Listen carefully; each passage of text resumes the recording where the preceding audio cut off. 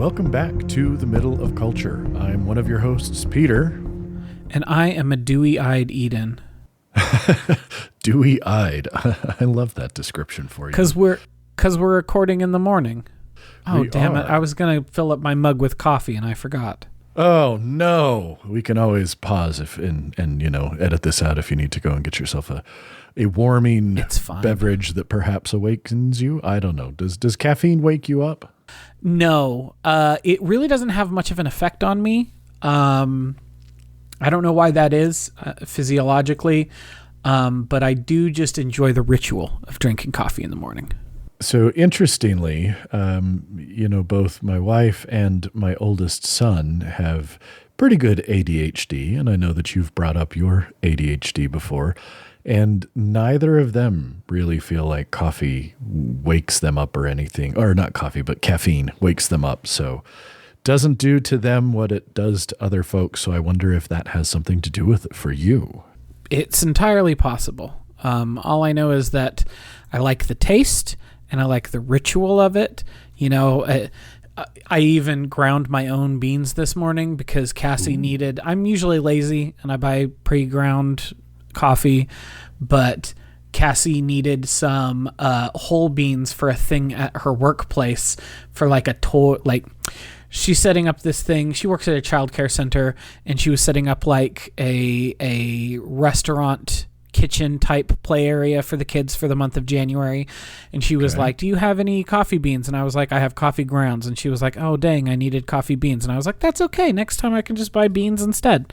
So I have full beans, which means I have to grind them, which adds even more to the feeling of it being a ritual when you have to measure out your beans. And I have a hand cranked grinder because I'm not fancy enough to have a powered grinder. Why would I need that? So then you have to sit there for 3 or 4 minutes grinding your beans, and then you put them in, and it's very ritualistic. There you go. Should I share with you what my beverage morning ritual is? I think you have off mic, but you should definitely share with the listeners. Oh, no, because I've upgraded. So, yes. Oh, okay. Tell me more. Well, so for in an effort to, be healthy, I have started drinking hibiscus tea. It's supposed to be good for blood pressure and things like that. Also, it's delicious. Okay, sure. It's bright red. It has a really kind of fruity pop to it. I love a good hibiscus tea. It's great. Well, so here's what I do. I put a whole bunch of tea, 20 to be exact, 20 tea bags in this glass thing, fill it up with hot water, stick it in the fridge, let it sit overnight. The next morning, take the tea bags out. 20? Yeah. And then this is going to last That's why me it tastes 5 bad. days. No, That's why fine. it tastes bad. It's you fine. oversteeped it. No. Trust me.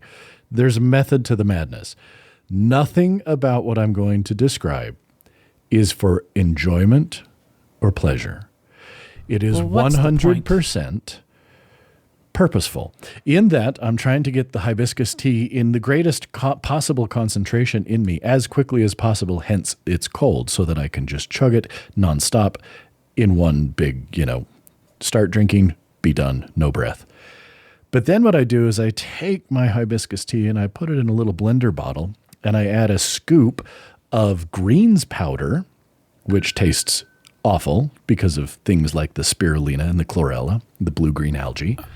But hey, that's supposed to be good for you too. Powder. Oh, it's ground up spirulina, chlorella, blue-green algae, a bunch of other things. It's supposed to be incredibly rich in vitamins. And then to that, I add a scoop of a beetroot juice powder that's supposed to help, increase nitric oxide production, improve circulation. Supposed to be healthy for you too. And then I blend that all up. So now I've got the hibiscus tea flavor. I've got the disgusting cinnamon green apple greens flavor that they only put the cinnamon and green apple flavor in to try and make you not gag on the pond scum flavor of it. And then I have the cloyingly sweet but earthy beetroot juice powder. So I mix that up, and then I stand over the sink. I drink it as fast as I possibly can, and then I wash out my blender bottle, and then I go to work. That sounds so disappointing. Like I said, nothing about this ritual is for enjoyment or pleasure. It is all well, then for purpose. Why? Because it's supposed it's to a be bad healthy for me. purpose. It's I don't supposed to be care. healthy for I don't me. care. Mm-hmm. Here's the thing. Hibiscus tea is great if you just drink it. Cold or hot, it's delicious. They used to give honestly, it to us in Guatemala, and I enjoyed it there. I was going to say, it's Jamaica. I love Also the Jamaica. Jamaica. It's great. I'm going to probably make some when I get off this call now because I've been like jonesing for some Jamaica, and I was like, I got some hibiscus tea leaves. I can just make it Jamaica style, put some sugar in it. I often don't. I often drink it unsweetened because it's delicious. It along with butterfly pea flower tea are two of my favorite floral teas. The nice thing about the butterfly pea flower tea is it is bright blue, and then you squeeze a little bit of lemon juice in there, and then it turns like a beautiful magenta, just like the most bisexual drink to ever exist, and looks amazing, tastes delicious. There you go. Well, as we have discussed before, whether it was on mic or off, I generally, for me, beverages, they have a purpose. If I'm drinking water, it's because I'm thirsty, and so it's just a lot of cold water. If I'm drinking a caffeinated beverage, it is because I need the caffeine, and so it is how quickly can I get the caffeine in my system. And if it is my little concoction in the morning, it is because there is evidence to support that every one of those three components is healthy for you. And because I like to streamline things like that, because I am a little too type A, in case nobody has figured this out yet, I just mix it all together and choke it down in the morning. I did have my youngest son take a taste of it once, and I thought he was going to throw up. It was pretty funny. I don't know. I don't know what it needs. I'm very curious. I'm very curious about this concoction. I would be very curious to try it out. I don't know that I'm like $40 curious in order to buy a thing of beetroot powder and a thing of the green powder. Because again, I already have the hibiscus leaves. I don't know that I'm $40 curious, but I am curious if you could create a version that was good. I don't know. I bet you could. I bet you'd need to add maybe some sweetener. Maybe throw some ice in there and like a half an avocado to give it some fattiness and a little bit of like, a little bit of flavor, and throw a little sugar in there. Make like a smoothie. Yeah, but then I can't drink it as fast. And so I've just defeated the entire purpose of mixing it up. Well, and see, again, this is one of our fundamental differences. I also drink with purpose. True. The purpose being to enjoy myself. And because if I wasn't drinking it for enjoyment, why you're less stressed than I am all the time. I mean, I also have a very different type of job. I tend less towards stress and more towards depression. This is my mental illness of choice. So if I don't enjoy drinking it, I'm just gonna drink water. Because I even enjoy drinking water. I love when it's so cold that it kind of hurts a little bit to drink. Yes. There are few things more pleasant to me than when I take a drink of water that is so cold it hurts my insides just a little bit. So I'm always looking to drink for pleasure, apparently. There you go. And that's, like I say, I don't advocate the way I approach things like that as good or even healthy, even though my stated purpose is to improve my health. But you know what? It works. It works for me. Speaking of adding things to your morning beverages, for a while there was like this big push about like using the like 8 mushroom powder with the cocoa in it. Yeah, I've seen in replacement to or in addition to your coffee. It's not as people are like, it's like drinking hot chocolate. Everyone who says those sorts of things are liars. These are the same people who say seitan tastes just like chicken. No, seitan tastes like seitan. It is delicious on its own. Stop trying to use it as an ersatz chicken. Enjoy seitan for what it is, which is delicious wheat protein. The same is true here. Don't tell me this is hot cocoa. It's not hot cocoa. It's like mushroom juice with a little bit of cocoa flavoring in it. But for a while, I was mixing it with my coffee, and honestly, I just didn't feel like I was getting any benefit from the mushrooms because it was also supposed to like do a lot of the stuff that caffeinated beverages do, but like, it's like, oh, it's not a caffeine high, but it's going to help you function more and help your brain work better. And I felt like I wasn't getting any of that, and it was just enough more effort than the coffee, which I already enjoy, for me to be like, no, I'm not going to do this anymore. Yeah. So I still have half a tin of mushroom extract with cocoa that, you know, if I'm feeling festive or if I want more of a mocha-y taste, I could throw some in my coffee. But then I got to get out like the little blender and like beat it all together. And sometimes it's just easier to just pour yourself a cup of coffee. There you go. And listeners, in case you couldn't tell, I don't think either of us are really... Well, we're looking forward to talking about it, but this movie... Before we get there, anything positive that you have enjoyed in the last 2 weeks that we should share? Let's see. What have I been doing these last couple of weeks? It's been pretty busy with work stuff, you know, finishing up the semester, making lots of big plans for the spring semester. I'm hopeful that things are going to go really well, but we won't know till we get there. But let's see, pop culture wise, I've been reading a lot of comics. I don't think I've mentioned them here. I've been trying to read a lot of different lesbian comics. Have I talked about this in the pod? I don't think so. Okay, well, I've been reading a lot of lesbian comics lately because that's the sort of person that I am. And so I've read the first volume of 3 different series in the last couple of weeks that were very different and very interesting in the ways in which they were different. The first one I read was the first volume of a comic by Takako Shimura called Even Though We're Adults, which is basically, it is kind of a slice of life, which I don't usually care for slice of life comics and stuff that much, but this one was pretty great. But basically the premise is this woman goes to a bar and starts talking to this other woman and really falls for her quickly, ends up kissing her, and the other woman is like surprised that this other person is so into her and all this kind of stuff. And then come to find out, the woman who kisses the first woman, Ayana, who kisses Akari, the second woman, she's married to a dude, and she's just feeling unfulfilled in her relationship and found the spark with Akari, and so she just kissed her. And then poor Akari is like, why does this happen to me every time? Because she's super into Ayana now, and she's like, but she's married and in a straight relationship. Why does this always happen to me? So it is this really kind of beautiful, heartfelt yearning, because like they're both into each other, but they can't really do anything about it because Ayana is still in this marriage and she's not sure if the right choice is to end her marriage to try to be with this woman who she's infatuated with, but not really, has never been with a woman before. And it's not really, you know, American culture, pretty homophobic. Japanese culture, perhaps even a little bit more so. So understandably, she's worried about upending her whole life in that way. Anyway, it was really good. I've been really impressed with this book. I bought the other, 5 volumes, and I'm, 3 or 4 volumes in at this point. Nice. And I'm really liking it. Excellent. And then I read another one called it's called How Do We Relationship by Tamiful, and it is similarly, it is set maybe a little younger, because the women in Even Though We're Adults are like middle aged, like mid 30s.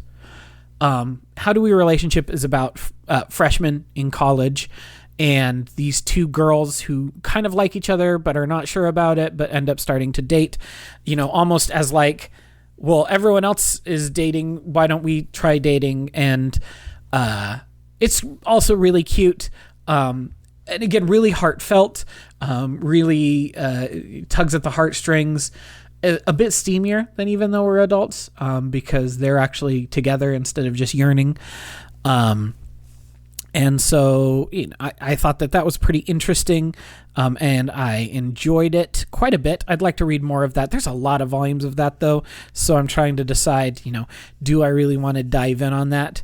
And then I read the first volume of Semoparus, which I didn't write down I didn't write that in my list of books I've read this year. So, hey, I'm one closer to 100 than I thought I was. There you go. Because I was looking at my list and it is not in this list.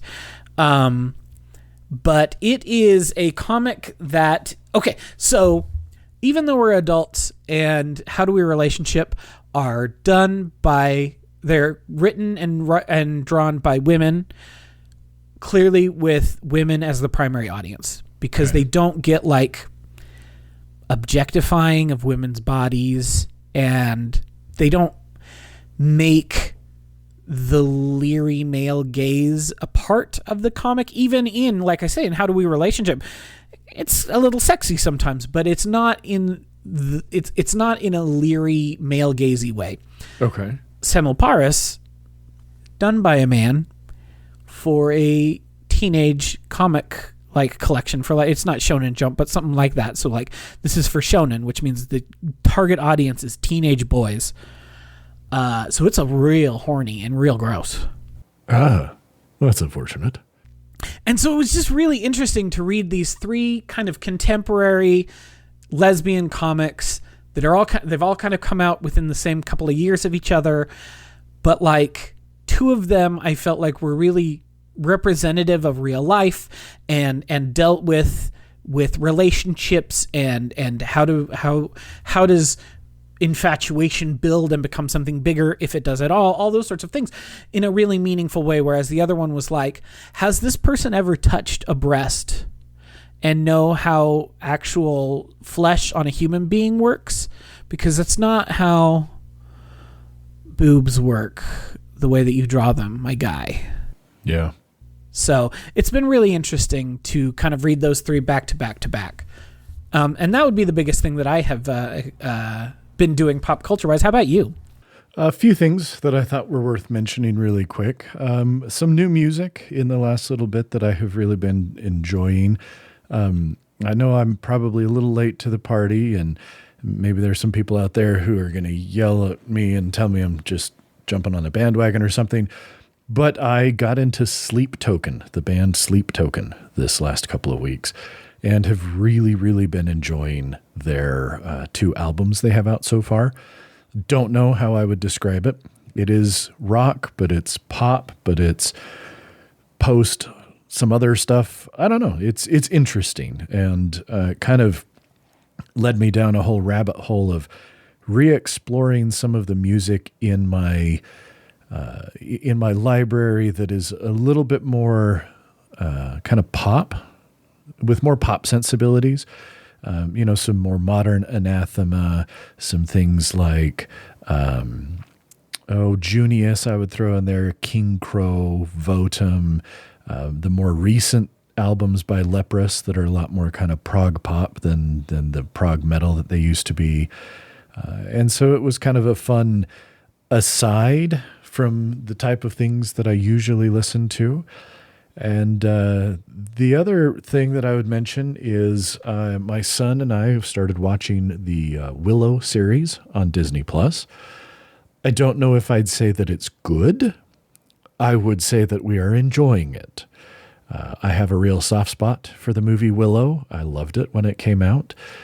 We watched that, and then we started watching the series and are quite enjoying it. Again, don't know that I'd say it's blowing me away, but it's definitely one of those things that with a few episodes out that we haven't watched, if we've got a little bit of time, I'll kind of say, hey, let's watch an episode of Willow, and we enjoy it. So I think those would be the 2 big things, kind of music-wise, and then a little TV. Reading has still kind of stalled out. Embarrassingly, I have not yet finished my book that we discussed previously. I really only have about a chapter and a half left to go. I just need to buckle down and do it. So it will be done before the end of the year. And then the one thing that I'll mention briefly, because while there is a part of me that would like for us to watch this movie and talk about it together, there's also a part of me that never wants to see this movie again. And that is Black Adam. I'm pretty sure shortly after we watched it, I may have texted you or communicated with you in some fashion about what a truly god-awful movie that was. But it was awful. It was terrible. I mean, look, I did not go into this movie with high expectations. My very low expectations for anything pretty much that DC is putting out that at least seems to be attempting to connect back into this nebulous thought concept that they have of the DC extended universe, which doesn't really, in my opinion, exist, except in the minds of certain perhaps actors and perhaps movie executives somewhere. Needless to say, this movie sucks. It sucks so bad that when it was done, well, actually, look, it didn't even take until it was done. 12 minutes into the movie, my 17-year-old, who is the one who requested we watch this movie together, turns to me. I pause the movie, and he says, "Oh my gosh, Dad, this movie is so bad." So when my 17-year-old who, now look, I am not one to claim that I have really high standards when it comes to my entertainment. I just want to be entertained for the most part. And I can enjoy things that are, really good and, whatever you want to say about them. But I can also enjoy trashy things as long as they're enjoyable. And this was trash that was not enjoyable. And so while I think it would be fun to subject you to that, number one, I like you. In fact, as my sibling, I'd even say I love you. And I don't want to put you through that. Because when it was done, I was angry enough that I don't ever want to see The Rock in another movie again. He made me so angry with all of the power hierarchy or whatever of the DC universe and just all his hype. And I understand it's his movie. He's a hype machine and he's been wanting to play this character for forever. He is so uninteresting, so offensively bland and boring in this movie that I don't ever want to see The Rock in anything again. All of the goodwill and charisma that he has built up over the years of being in much of the time bad movies, but still making them enjoyable just by being The Rock, it is gone. The vacuum of Black Adam has sucked that right out of my life. And that movie sucks. I'm actually really glad. I was very happy when the announcement came out that they're putting a sequel to Black Adam on hold while they reevaluate the forward progress of the DC Extended Universe. Because that movie needs to be buried in the desert with E.T. cartridges. Let's be honest. That movie was not going to get a sequel because when The Rock is out on Twitter being like, "No, guys, it actually did make money," that means that movie did not make enough money.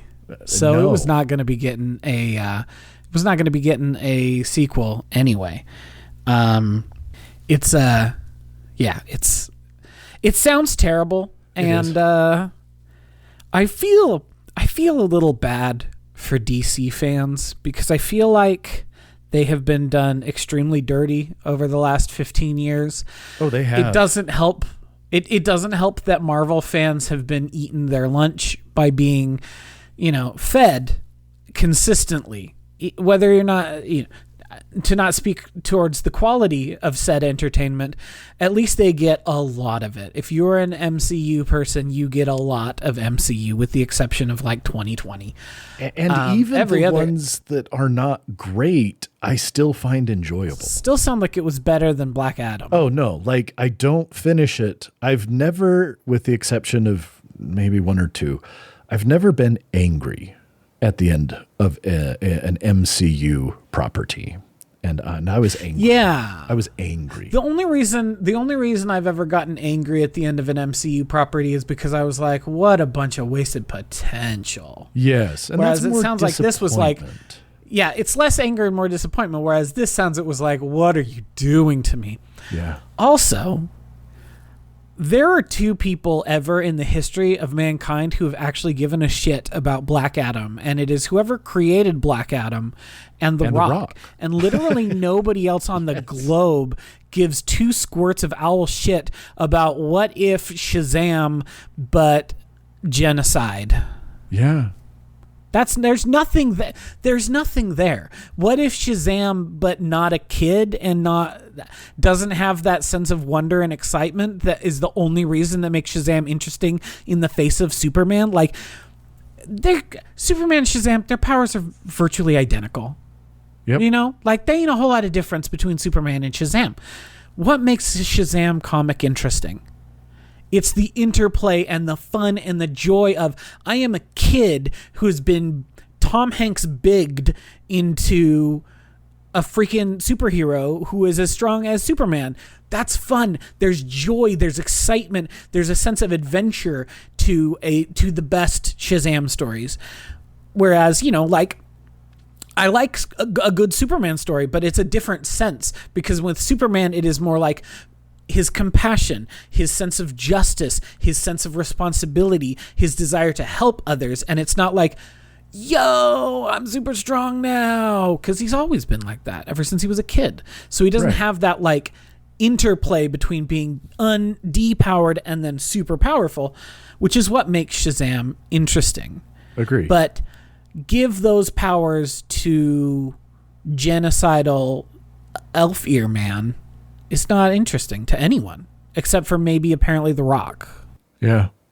It was bad. Also, the only thing I've seen from that movie outside of the trailers is someone put their attempt essentially at a Quicksilver scene from the Black Adam film on Twitter.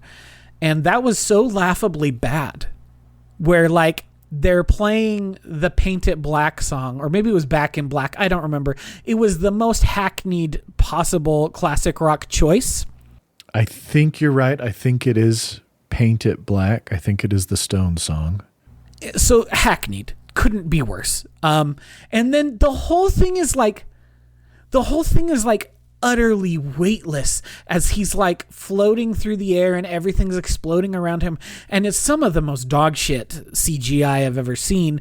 And it just felt utterly meaningless and with no stakes, which again, to compare it back to the movie that we're going to be talking about in a couple of minutes here, the Quicksilver scene from Apocalypse is not nearly as fun or exciting as the first movies, or as the first movies, the second / 6th or 7th movies, however you wanted to break these down.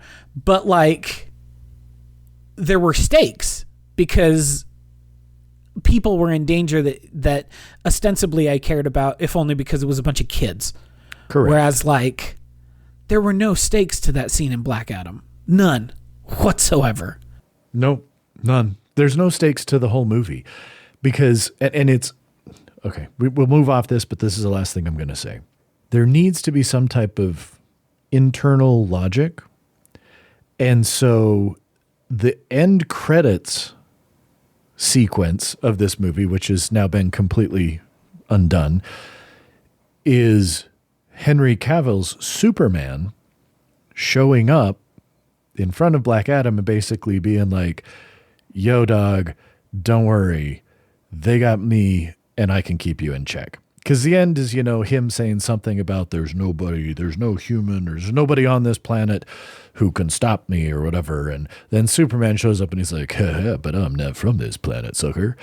But if we're admitting in the movie itself that this is the person who can stop Black Adam, or at least control him, contain him somehow, why in the hell do you send these other lackeys, the Justice Society, to come and try and stop him?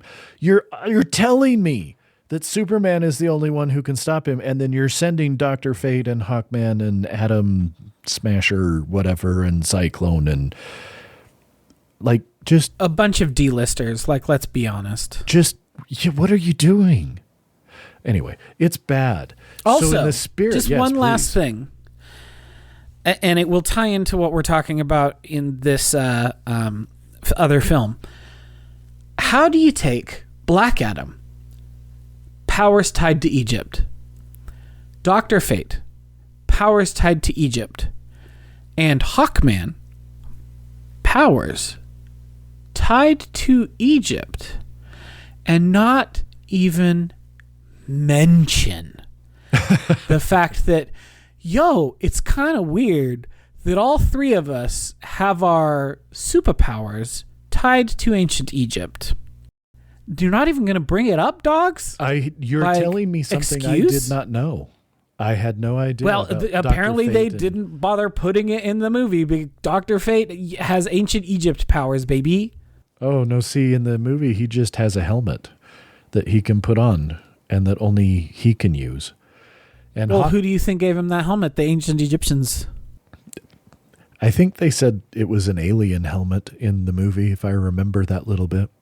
Lame. Anyway, so Ancient Egypt. So talking about bad movies in ancient Egypt, let's talk about X-Men Apocalypse. Woohoo! Okay, this is, you know what? I'm giving you a really, really short summary here because this movie's bad. Just getting that right out there from the beginning. Oh, God. It's so bad, folks. Oh, my word. So the movie starts in ancient Egypt, and we've got En-Sabah-Nur, the Apocalypse himself. And basically, he's, transferring his consciousness into another body to gain this other person's healing factor. So then, some people entomb him and knock down the pyramids and all this stuff. To be fair, the whole sequence where they brought the pyramid down on top of him was kind of cool. That was kind of a cool idea, that there was this secret plot against him, and it consisted of, what if we turn these two big blocks into trucks and we drive the truck through the pyramid? Yes, that is one thing I had in my notes. I was like, the pyramid collapse is sort of cool. So that part was... What if we turn blocks into trucks? It was fun. It was. It was probably the last fun I had with the movie, actually. Fast forward to the 80s, and we've got Scott Summers, Alex Summers, who's been in previous movies, getting brought to Professor X in hoping that they can stop him blasting laser beams out of his eyes.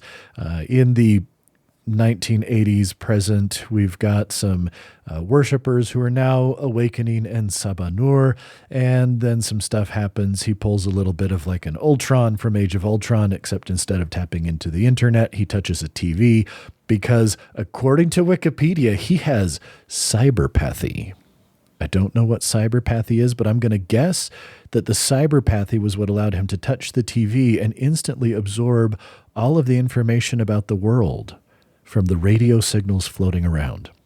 How does a person who got entombed 5,500 years ago have cyber powers? I don't know, but it says that his superhuman abilities include telekinesis, cyberpathy, teleportation, and the ability to augment other mutants' abilities. So I have no idea. I'm just reading what's written down because this was dumb. I see that. Anyway, he touches the TV and he decides, well, the world's gone astray. It needs to burn, like so many bad people decide, because we can't come up with original ideas anymore. We've got, Raven / Mystique. She's kind of she doesn't want to be a hero, a symbol, but because of what happened in the previous movie, she apparently is. And she somehow manages, she's kind of getting some other mutants. She gets Kurt Wagner, and they, a whole bunch of stuff happens. And then you find out that there's, into the place where she was trying to free Kurt, then here comes Apocalypse, and he gets a couple other, mutants and starts enhancing them and turning them into people. And now we get to actually what I thought was the good part of the movie. And it's a very short scene, but I think that a short part of the movie, and this is the only part that I thought was effective. I wouldn't say I enjoyed it because it's kind of sad and heartbreaking, but we see that Magneto, Eric Lehnsherr, is in Poland. He is trying to lay low. He is trying to not be Magneto. And he's gotten married and he has a daughter. And as Apocalypse is making things shake across the whole world, he works in what looks like kind of a metallurgical type factory. And Eric uses his power to save a coworker from getting smashed by a great big metal container with molten metal in it. And so now they know who he is. The militia capture him, and they accidentally shoot an arrow through his daughter. And she's starting, because she's like calling wild animals and stuff. Anyway, long and short of it, powers. His wife and daughter both get killed in the ensuing confusion, and Eric then pulls out, I think it was a locket with a picture of his wife and his daughter in it, and he uses the locket to slice right through everybody's necks and or heads, killing them all. And pretty heavy metal. Then let's just get to the end, which is the bad guy collects a couple other mutants and tries to make them see how powerful they are because he's going to use them. And then he tries to use Professor X, who's in Cerebro because he wants to broadcast, because this is one power he doesn't have yet, is, telepathy.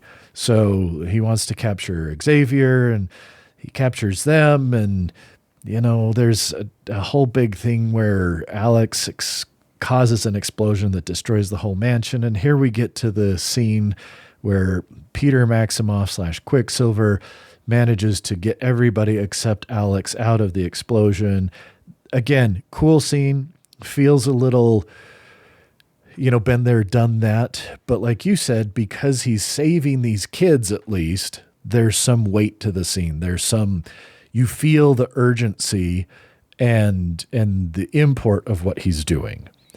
And then basically we'll just jump to the end. In Egypt, stuff's happening. Magneto uses his power to alter the Earth's magnetic field, basically destroying everything on we see bridges being wiped out, the Sydney Opera House is being pulled apart, skyscrapers everywhere, metal, ships are coming up from the bottom of the ocean floor, and bad things are happening. The team all goes there, and they rescue Xavier, and then Xavier and Apocalypse have a little psychic fight, and then they're all fighting against what's his nuts, frickin' Apocalypse. And Magneto now decides, okay, maybe I've destroyed the world, I don't need to really be a bad guy, so I'll stop this guy because it's just stupid. And then Storm decides that she'll turn on Apocalypse, so she starts blasting with lightning. And then Jean Grey just gets told to not hold back by Xavier. And so we see a flaming, sort of what looks like one could call perhaps a phoenix shape around her. And she just basically unmakes good old Apocalypse. And then there we go. We're done. And we've got the team all together now. And Magneto and Jean Grey are using his magnet powers and her telekinesis to completely rebuild the mansion. And it's all happy-go-lucky. And now it's just like the entire world wasn't totally decimated by this alteration of the magnetic field. And everything's good and happy. And we can smile now. And the movie's over. And it was almost 2.5 hours. And that was way, way too long. And what'd you think, Eden? I don't know. I don't know that it's the worst one, but it might be the worst one so far. I would say I think it is so far.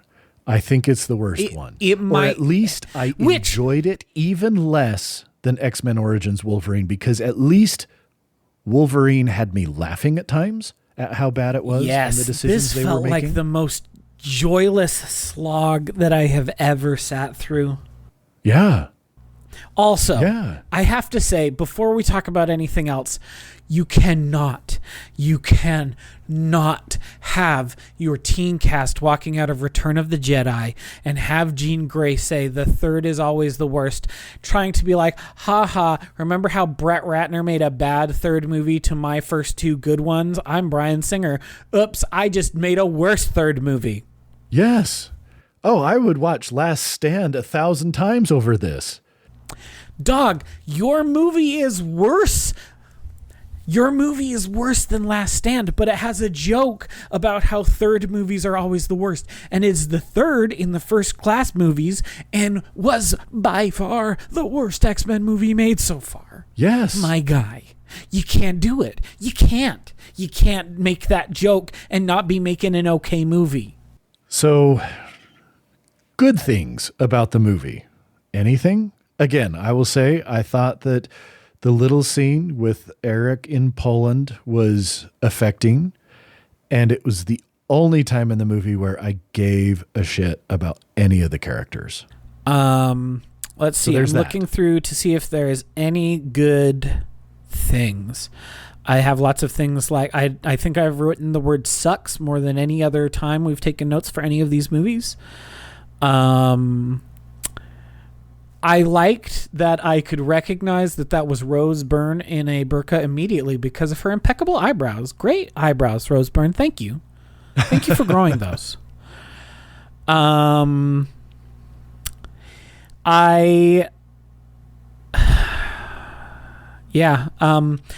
I want to say that I liked Jubilee, but she was in the movie for approximately 30 seconds. So you can't do my girl Jubilee like that and not have me be mad at you, because she should have been in the movie a lot more. She didn't get to do anything, did she? No. She went to see Return of the Jedi with them and then said, oh, Empire Strikes Back is a better movie, which, like, you're right, but Scott is also more right in that without Star Wars, you don't get either of them. So yes, Star Wars is the best Star Wars movie. So sorry, one thing that Scott Summers is right about in this whole stupid movie is that Star Wars is the best Star Wars movie. And the rest of Jubilee is just being in the background of scenes. And it's like, you cast it so well. Lana Condor is such a good pull. She has the look. This is an actress who is going to go on to be a leading lady in a lot of films and know how to really carry a movie. And you didn't do anything with her. Yeah. So those are my positives. Okay. How about you? I mean, I'm looking through my notes again, and we talked about how the pyramid collapse. It looked okay and was a cool idea. Talked about the scene in Poland, and gosh, I really think that that's it. Apparently there's a deleted scene on the home video release where Scott shows Jean a record from Dazzler. That would have been my third favorite thing in this movie if there was any shout out to my girl Dazzler. One of my all-time favorite X-Men. I have all 43 issues of the Dazzler run from the early 80s in my basement right now. Love Dazzler. Stupidest concept ever. What if a mutant's power was to turn sound into glowy lights and so she becomes a frickin' disco star? Love it. Give me more of that. Where's my Dazzler spin-off movie? But no, that would have been it. Other than that, it's not good. Dude, I'd kill for a Dazzler movie. A good like 80s or like late 70s, early 80s disco flick. Like, that just sounds great. All right, well, let's talk about some of the big things that didn't work then. And I'm going to start with probably the one that makes me the most sad. I don't know if it's that Oscar Isaac and this role were just not meant for each other. I don't know if it's that the directing was bad, the writing was bad, a combination of all of this. But I thought he was awful as Apocalypse. Oh, yeah. Just terrible. Oh, yeah. His voice didn't work for the character, and they acknowledged this by every time it started to get intense. They had to really modulate his voice and add layers and make it deeper and all this stuff, because when he's just talking, it's not menacing at all. He looks awful. Everything so about bad. How he looks. My brother-in-law was here for the last couple of days because of some unfortunate reasons, but not for him, but in the family. And we were briefly talking about this morning, and I just said to him, I said, I've seen better costumes and makeup in pictures from Comic-Con and stuff than throughout this entire movie. The costumes look so bad, and his is the worst. Like, you see his lower face where it's mostly makeup, and then it goes up to the prosthetics on his forehead, and it literally, like, it goes from matte to shiny. Like, he's got a big, shiny, lumpy forehead. Like, again, I'm sitting here going, the foreheads in the Klingons back in whatever, decades ago, don't look this bad. How did you screw this up so bad? It's bad. Why is his outfit all like spacey alien looking? Like, it looks like he's ready to go to space, and this is the same outfit he was wearing, 5,000 years ago. Why does he have tubes in his head? Yeah. Why? Like, why does he have tubes in his head? There's no reason for him to have tubes in his head. He was 5,500 years ago. He's just a mutant he takes over other mutants. Oscar Isaac is an extremely good actor. He's one of my favorite actors working right now. Agreed. He's part of this like cohort of amazing Latino actors that we've got that are big in Hollywood right now, between him and Diego Luna and Pedro Pascal. And like, they're all great. They're all a bunch of DILFs. Like, don't get it twisted. They're all hot. They're all really good actors. But occasionally you see something they're in and you're like, yo, this was not it. Mm-hmm. And this was not it for Oscar Isaac. I'm glad that the MCU gave him a chance to shine in Moon Knight, because boy, does he not shine here. No. Not at all. And none of his, the whole idea is he's got his 4 horsemen. So he gets Angel and basically turns him into Archangel by making his wings metal and giving him, again, this super emo looking, like curly ramen boy haircut thing that just, oh my gosh, it looks so bad. And then he runs into Storm and he enhances her powers and recruits her. And he runs into Psylocke and he enhances her powers and recruits her. And then, he gets Magneto. Storm, kind of inconsequential and used so poorly in this movie that as someone who, again, just sort of tangentially knows how important a character Storm is in the X-Men in the future, they just didn't set her up at all. Like, they set her up as just a big fat nothing burger in here. Like, not interesting. None of the interactions with that actor on the screen did I really see her. I don't know. She was used terribly. And then you've got, and I think it was like geek culture that kind of made, what's her name? Olivia Munn popular. I think that was because she was on like Attack of the Show, some gaming, whatever. And she was on like Spike TV shit. Yeah, like the obligatory like hot chick on the show that we're using to try and appeal to, pander to our male audience and get them to watch more stupid, senseless things. If I'm mischaracterizing that for her, I am very sorry. And I am not saying that was her. I'm saying that's how she's been used in my brief purview and scant knowledge I have of her. So, oh boy, it's cool. We're getting this, we're getting her in here as Psylocke, and we're getting Psylocke, and she was terrible as this, just so flat and boring, and there's nothing from her. We don't know anything about her. We don't even really know what her powers are, other than out of one hand, she's got some purple laser sword type thing, and out of the other, she can like pull out a whip, and then she wears which again, I know it's comic accurate, but it's like it's not comic accurate. Well, it's worse than the comics. Yeah. It was supposed to be comic accurate. It's less horny than the comics, but it looks worse than any outfit that Kwannon / Psylocke has worn in the comics. And like, again, she is a character. Psylocke is a character who I know a lot about. I really like a lot. I think has had a really interesting, if a little gross because white dudes making comics history. And it's all wasted here. It's all wasted. Yeah. Like, Psylocke is she's like the 4th most powerful psychic on the planet after Professor X, Jean Grey, and Emma Frost. But you would never know that because what those blades are her focusing her psychic powers. It's like Jean Grey, when she uses her psychic powers out of her body, turns into a big phoenix. Psylocke turns it into blades and then stabs people with them. But because they're made of psychic power, it doesn't actually hurt them. It's supposed to, it causes mental trauma. What's going on?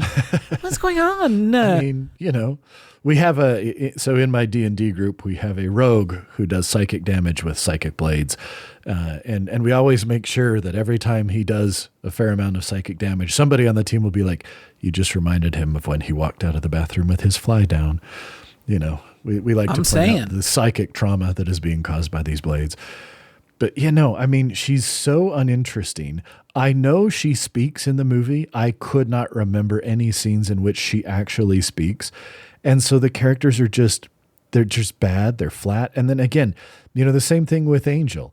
We see Angel in this like Fight Club thing, and then his wings kind of get burned and then he get turned into metal. And I don't really remember him talking either.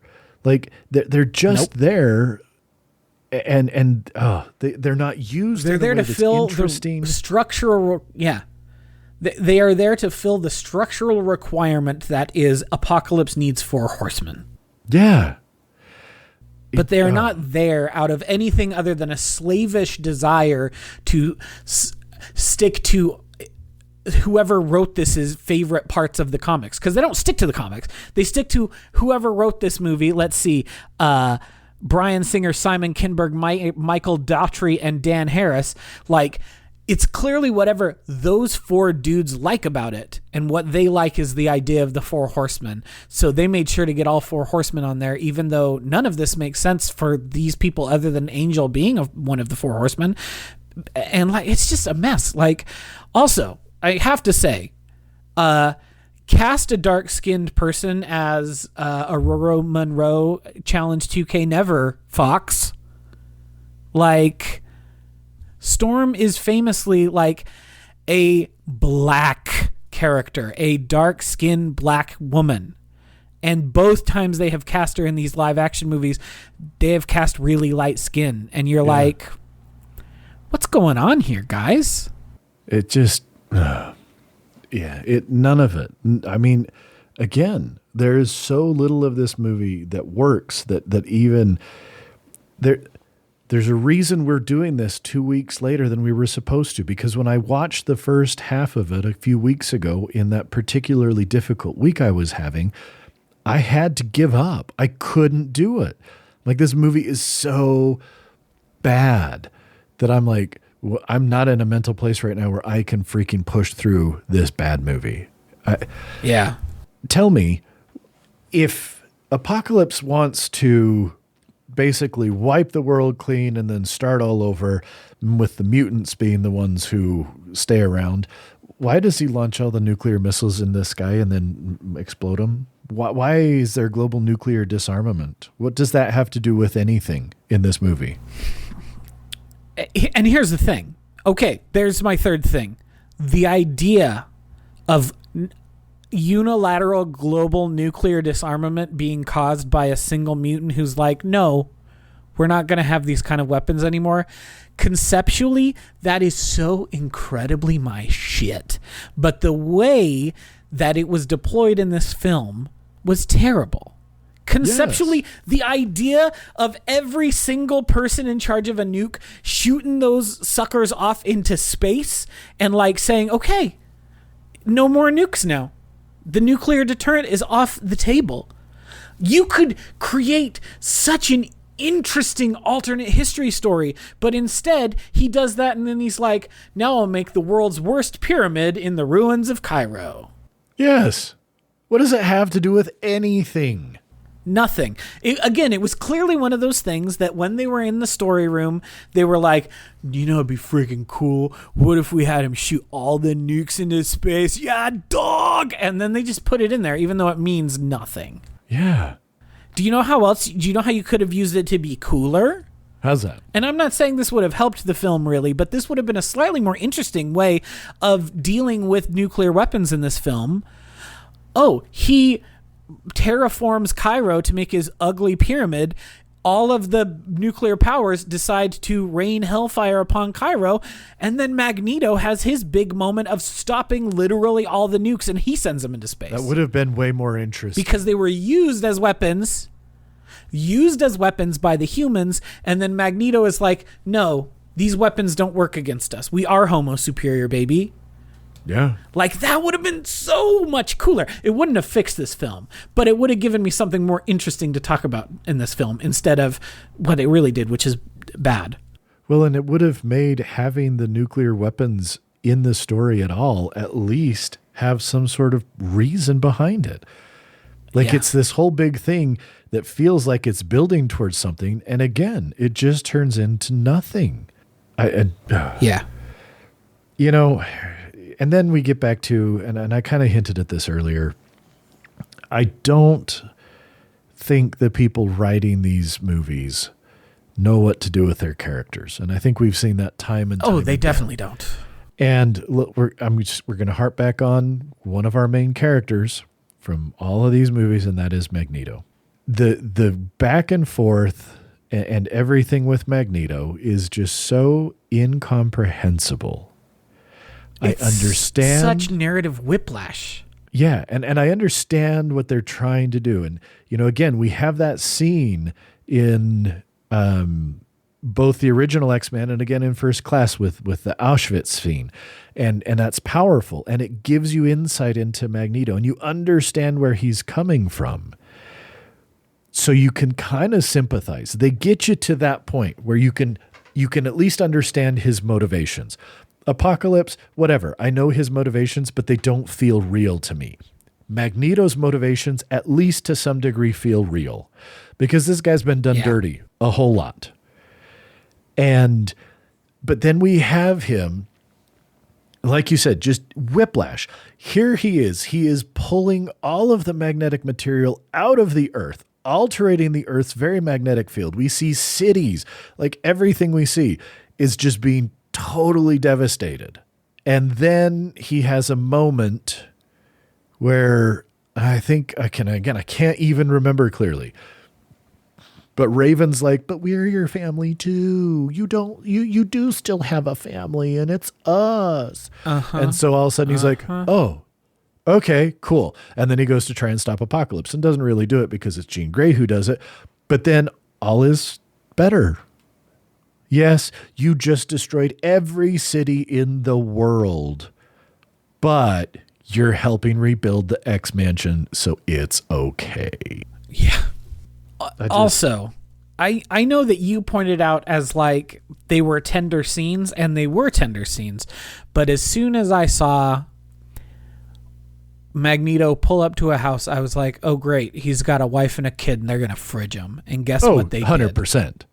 Yeah, no. And I mean, was like, it can't be enough for Magneto to have suffered in the past. We have to give him a reason to suffer now, because correct. we cannot do effective pathos if our lives depend on it. No, you are right. Again, and I don't think that part was what I would say good, but it was one of the few parts where I actually felt anything. And most of it was dread. It was tender. That here we're going to, like you said, we're going to give him a family and then we're going to fridge him. And that upsets me. But yeah, it just, nothing right. about this movie really worked for me, except a few moments that's still not great. It's true. I'm going to go through my litany of complaints very quickly here. Stop me if you want to weigh in on any of these. Sounds good. Here is just some of these are some of the things that I feel like I need to get out of my system before we finish talking about this. Get it out. This is the moment. This is the time. Shouldn't Havoc be like 40 at this point? Uh-huh. Why is he not 40? Like, why does he have how does he have a 15-year-old brother if he's like 45? Because none of these characters have aged from when they were first introduced in the 60s. Because time means nothing to this series. Yep. Let's see. Other complaints. The pacing sucks, and the whole young cast sucks, IMO.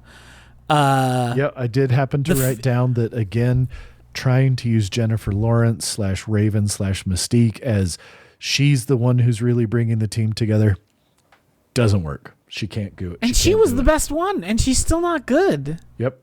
I wrote in very big letters, the Phoenix is an alien, dog, because I'm mad that they're still going with the Phoenix being something inborn to Jean Grey. It's a mother effing alien, guys. Yeah, they do not understand. So that's one of my complaints. Xavier is so evil. God, he's a creep. Yep. Psylocke's outfit sucks. Yep. Quicksilver is a Rush fan. And I did that. Maybe, there we go. There's the other thing I liked about it. The thing that most offended me about Psylocke's outfit, and again, like we talked about, I understand they were trying to make this comics accurate to some degree, but it's so incongruous with everybody else's outfits in the movie that it's just blatant that, hey, we got this lady that we know the geeky guys like, so we're going to try and sex her up for the geeky guys. I just find it offensive. Uh-huh. And maybe I'm making too much of it, but I find it offensive. It just is like... yeah. It's bad. Yep. So, plus, Quicksilver, Rush fan.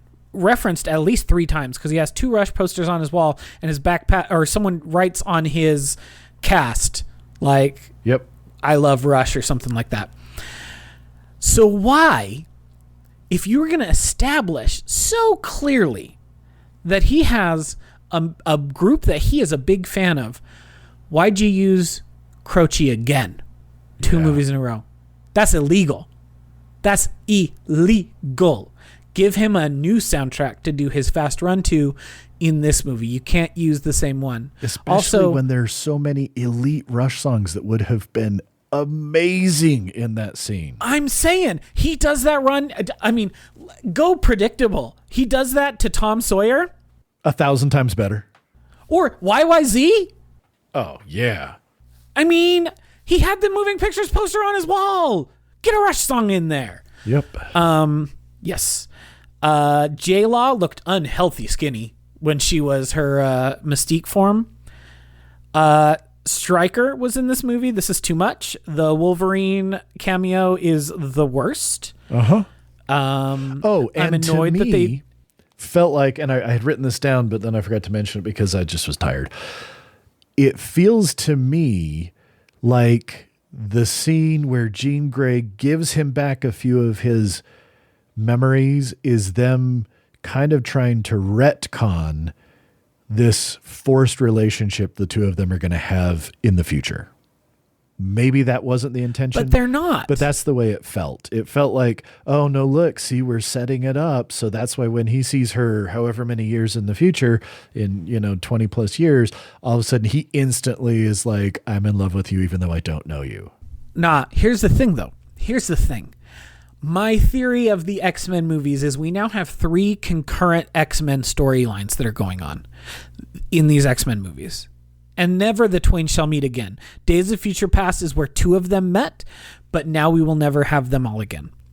Because we've got the First Class timeline, which is different now than the original X-Men timeline. It is fundamentally so because X-Men Origins Wolverine is in that original 3 trilogy storyline. And that is how things shook out with Weapon X. So you can't have what happened here now be a future portent of getting to X-Men, the 2000 movie X-Men. So these are 2 separate timelines. But then you've also got weird future timeline that you see in the very end of Days of Future Past, which is, I think, ostensibly maybe the future timeline that the Deadpool movies take place in. Because the Deadpool movies aren't connected to this series because they're set in the present day and these are all set in the past. So I think that's the situation here. So okay. That makes it all the more nonsensical that we bother putting Wolverine in here and all. The whole Wolverine sequence felt like they got to the end of this movie. They got a rough cut of this movie. And then the execs were like, dog, this movie just blows donkey chunks. We need to call up our friend Hugh and pay him a few mil to come in and run around shirtless for an hour. Yep. And they were like, okay, fine. Pay our good friend Hugh to come in and run around shirtless for an hour. And the movie still blows donkey chunks and is half an hour too long. But that's what's happening there. I also wrote that this just felt like a bad Michael Bay film, which most Michael Bay films are bad, but this felt like even bad in his tier. Yeah. I wrote that time means nothing to these films because the sense of the scale of time and the passage of time is completely nonsensical. Agreed. I would defy you, and this was a problem with Days of Future Past too, because it was like, how are they flying across the world so quickly? But I would defy you to take the happenings of this film and put them into a coherent, here is how the days worked. Here's how many days this takes place over. Here's what happened more or less on each day, because there's no sense to be had of it. Yeah. How do they get from upstate New York to Western Canada so quick and then get from Western Canada to Cairo so quick? Well, and that's a long flight. Just in terms of time, another one was, well, how does Stryker show up to the X Mansion almost immediately? Right? They have that, they throw off that line about oh, well, we know that the message issued from here. That was 10 minutes ago, dog. Yeah. And then were you just boom, hanging out? Were you just they are immediately there? Yeah. Were you just hanging? Do you have a secret double base 10 minutes from the Winchester Mansion? And you're like, the plane's literally always spinning. We keep this helicopter literally always going. We have a special way to keep it fueled, even though the blades are always what? It doesn't make any sense. Yeah. And my last note is making Mystique the leader is a choice ? Because this movie clearly and definitively ends, and again, this points back to me saying these are two separate, incongruent, never shall be touched timelines between the original trilogy and this trilogy. Well, I guess quadrilogy, because you got Dark Phoenix in there, which we're going to get to in a couple of months, and I can't wait to see how bad that is. Because I've heard people say it's worse than this one. It is. I've heard multiple people say Dark Phoenix is worse than this one. So I cannot wait to suffer through that with you, my friend. Yeah, this was just atrocious. And making Mystique the main good guy, J-Law's agents deserve a raise. I know they're probably making bank anyway, but her agents deserve a raise because they did the work for her on these X-Men films that Rebecca Romijn's agents should have been doing. Yeah. And that is my assessment of this film is J-Law has very good agents while being a not very good actor. You're not wrong. You're not wrong.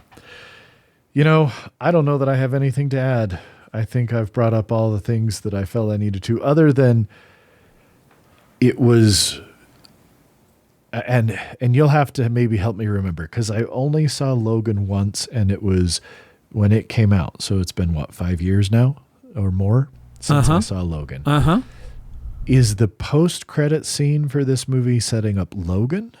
I watched the post-credit scene. I'm trying to remember what it was now. Basically, dudes in suits come into the base up in Canada and get a vial of steal Logan's blood and stick it in a case. Yeah. And then as they close the case, it slowly zooms in on the name Essex Corp.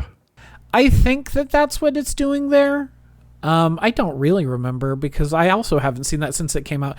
But I mean, like everyone knows, part of the conceit, and this is not spoilers if you haven't seen Logan yet, part of the conceit of that film is that it's got X-23 in it. And X-23 is probably made by some company instead of being made by the government. I don't know. I think that's what it's doing. Oh, very obliquely there. And the reason that I bring it up is because this movie came out in 2016. So we've had somewhere around 8 years now of the MCU doing post-credit scenes, setting up future things. It felt like this was the most... Look, this is the Walmart/Wish version of the MCU post-credit scene. It's 100%. A dumb post-credit scene, and it doesn't necessarily...